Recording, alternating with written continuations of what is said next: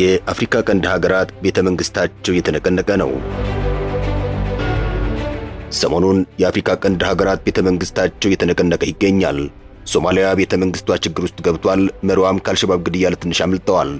እዚያ በተጨማሪ አልሸባብ ቤተ መንግስቱን መቀመጫ ሞቃዲሾን ለመቆጣጠር እየታገለ እንደሚገኝ መረጃዎች ያመለክታሉ። አልሸባብ ከሶማሊያ ዋና ከተማ ሞቃዲሾ በ18 ኪሎ ሜትሮች ርቀት ላይ እየተዋጋ ይገኛል። ወዲህ ደግሞ በሱዳን የአልቡርሃን ጦር ካርቱም ከተማን ተቆጣጥሯል። በሌላ በኩል ደቡብ ሱዳን ዋና ከተማዋ ከባድ ችግር ውስጥ ገብታለች። ደቡብ ሱዳን ዋና ከተማዋ ችግር ውስጥ የገባችው ምክትል ፕሬዝዳንቱ በመታሰራቸው ምክንያት እንደሆነም እየተነገረ ይገኛል። ትራምፕ ደግሞ በኢትዮ ኤርትራ ውዝግብ ምክንያት በውጭ ጉዳይ ሚኒስትራቸው አማካኝነት ለጠቅላይ ሚኒስትር አብይ አህመድ ስልክ ደውለዋል። የአሜሪካና የጠቅላይ ሚኒስትር አብይ አህመድ ውይይት በኤርትራና በኢትዮጵያ ለመግባባት ዙሪያ እንደሆነም የወጡ መረጃዎች እያመላክቱ ነው። ኢትዮጵያና ኤርትራ ወታደራዊ ዝግጅት እያደረጉ እንደሆነም ሮይተርስና አልጀዚራ መዘገባቸው ይታወሳል። አንዳንድ የኢትዮጵያ ባለስልጣናትም ስለ ወታደራዊ ዝግጅቱ ሐሳብ አስተያየት በማህበራዊ መገናኛ ብዙሃን ሲሰጡ ተስተውለዋል። በቅድሚያ ግን የደቡብ ሱዳን ጉዳይ እንመልከት።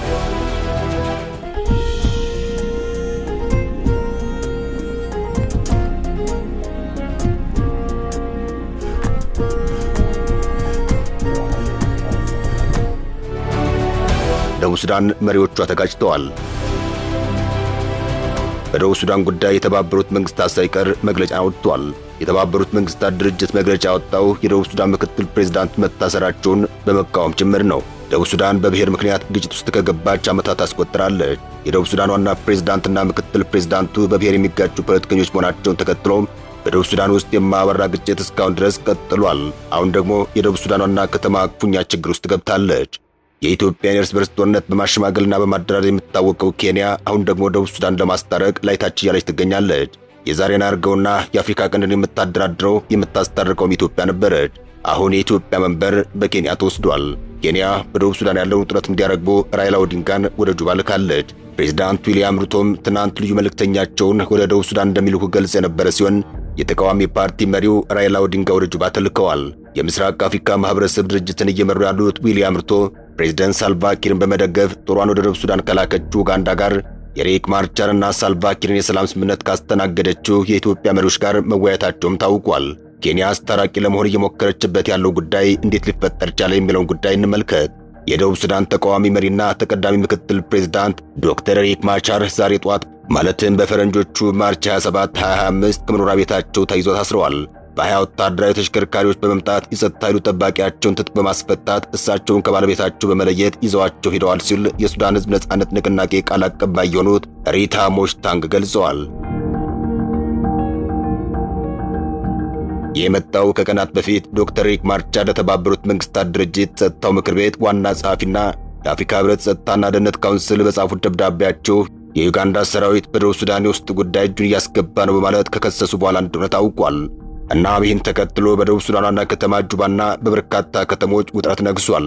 የተባበሩት መንግስታት ድርጅትና ዓለም አቀፍ ተቋማት በአስቸኳይ ግጭት ከሚፈጥሩ ጉዳዮች እንዲቆጠቡ ሁለቱም ወገኖች ለህዝባቸው ሲባል ሰላም የተሻለ አማራጭ እንደሆነ ሊያስቡ ይገባል ብለዋል።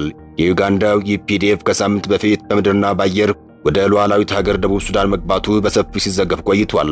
ደቡብ ሱዳን ከጎረቤቷ ሰሜን ሱዳን የጦርነት አዙሪት ሳትወጣ ሌላ ትርምስ በቀጠናው ይፈጠራል ተብሎ እንደተፈራም ተመልክቷል።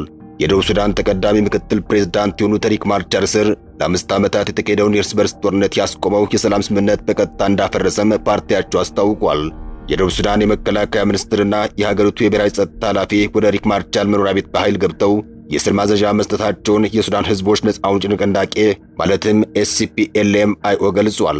በጁባ በሚገኝ መኖሪያ ቤታቸው ከባለቤታቸው ጋር በቁም እስር ላይ የሚገኙት ማቻር ዋይት አርሚ የተባለ ታጣቂ ቡድን በመደገፍ መወንጀላቸውን የሱዳን ህዝቦች ነጻ አውጪ ንቅናቄ ገልጿል። ዋይት አርሚ ተብሎ የሚጠራው የኑዌር ጎሳ ታጣቂ ቡድን ከኢትዮጵያ ድንበር በ30 ኪሎ ሜትር ገደማ በምትርቀው ናስር የተባለች ከተማ በደቡብ ሱዳን ጦር የተዋጋ ነው ሲል DW ዘግቧል። ሱዳንና የዋና ከተማዋ ውጊያ። ሌላኛው የደቡብ ሱዳን ጎረቤት ሱዳንም በጦርነት እየታመሰች ቀጥላለች። ጠቅላይ ሚኒስትር አብይና የተባበሩት አረብ ኤሚሬትስ ይደግፉታል በሚል የሱዳን መንግስት ወቀሳ የሚያቀርብበት የጀነራል ሐምዳን ዳጋሎ ቡድን ከካርቱም ከተማ ተጠራርጎ ተወግዷል። አልቡርሃን ካርቱም ከተማ እንደተቆጣጠሩ ገልጸዋል።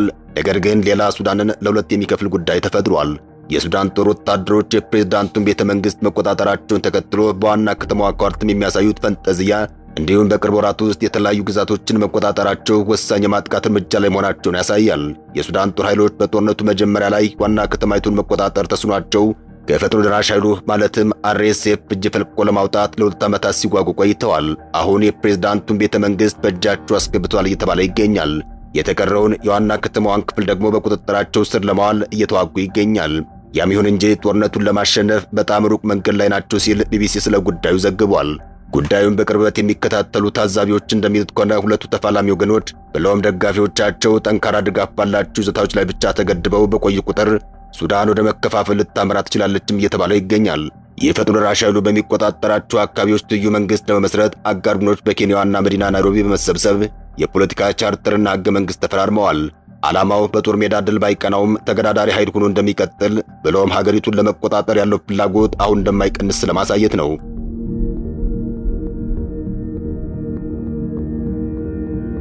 ሶማሊያም በዋና ከተማዋ ዙሪያ ከአልሸባብ ጋር እየተፋለመች ትገኛለች።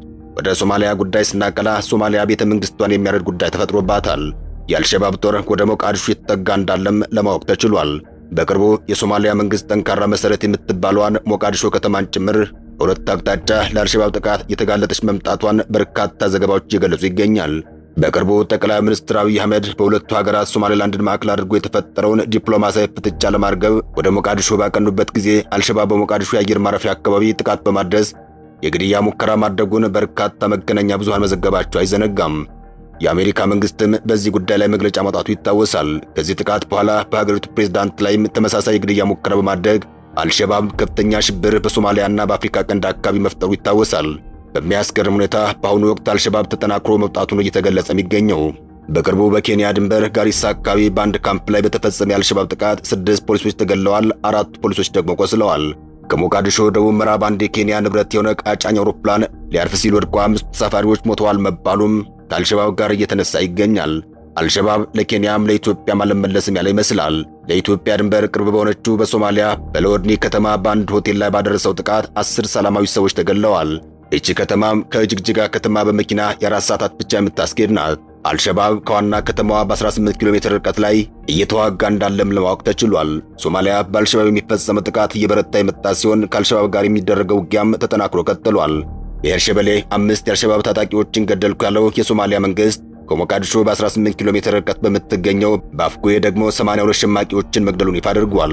አልሸባብን ለመዋጋት የኢትዮጵያ አየር ኃይል እንዲሁም የቱርክና አሜሪካ በትብብር እየሰሩ ይገኛል። ሆኖም ግን የአልሸባብ ጥቃት ከቀን ወደ ቀን እየተጠናከረ መምጣቱን ዘገባዎች ያመላክታሉ። በሞቃዲሾ 18 ኪሎ ሜትር ርቀት ላይም በመዋጋት ላይ ይገኛል። በሌላ በኩል የኢትዮጵያና ኤርትራ መፋጠጥም አሜሪካን አሳስቦ ትራምፕ እስከ መደወል ደርሰዋል። በአፍሪካ ቀንድ ውስጥ ከባድ ውጥረት ከፈጠሩ ሀገራት ኢትዮጵያና ኤርትራ ይገኙበታል። ኢትዮጵያና ኤርትራ ወታደራዊ ፍጥጫ ውስጥ እንደገቡ ዓለም አቀፍ መገናኛ ብዙሃን እየተቀባበሉት ይገኛል።